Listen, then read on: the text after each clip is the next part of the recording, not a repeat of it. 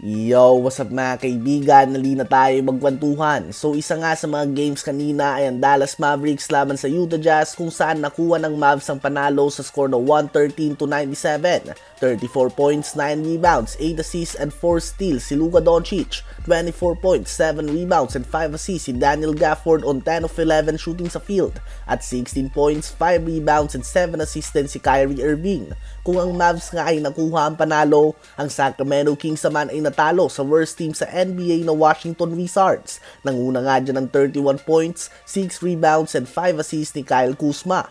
At dahil nga dito, ang Dallas Mavericks ay umangat na sa 6th seed ng Western Conference at mas dumikit na sa 5th seed New Orleans Pelicans. Ang Mavs nga ay may record ng 41 wins and 29 losses, habang ang 5th seed Pelicans naman ay 42 wins and 27 losses. At bad news pa nga para sa mga fans ng Pelicans dahil nagtamo nga ng injury sa tuhod si Brandon Ingram at talagang namilipit nga ito sa sakit. Mukhang hyper-extended knee nga ito. Yan nga ang best case scenario. Worst case nga mga kaibigan ay kung ito ay makumpirma na multi-ligament damage, mapa ACL, MCL o kung ano pa man yan.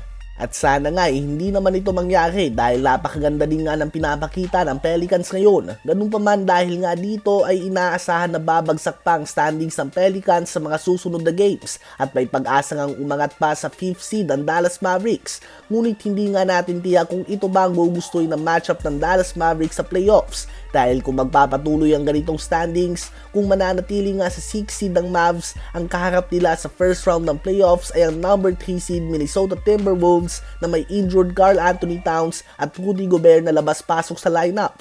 Habang kung papalitan naman nila ang Pelicans sa 5th seed, makakalaban nga nila dyan ng number 4 seed Los Angeles Clippers na may mga former MVP at may Kawhi Leonard and Paul George. Si Kawhi nga ay alam naman natin lahat na iba ang level nito tuwing playoffs. Mas gumagaling nga siya mga kaibigan at alam niya ni Doncic dahil nilaglag nga siya ng Clippers ng multiple times na nakaraan.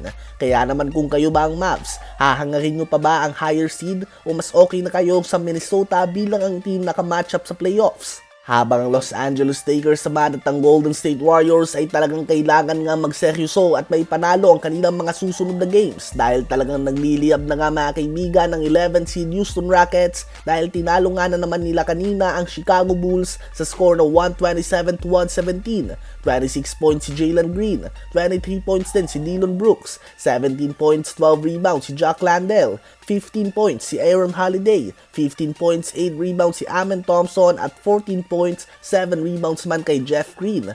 Sa ngayon nga ang Houston Rockets ay may 7 magkakasunod na panalo at may record na 34 wins and 35 losses. Just 2.5 games away nga sila sa 10th seed Warriors and 3 games away naman sa 9th seed Lakers. Kaya naman mananatiling nakatutok nga dapat talaga sa bawat game ng tatlong team na ito dahil ang bawat talo at panalo ay may impact sa kanilang magiging pwesto sa standings. Sa palagay nyo ba ay makakahabol pa din ng Houston Rockets sa mga play-in spots 9th and 10th seed ng Western Conference?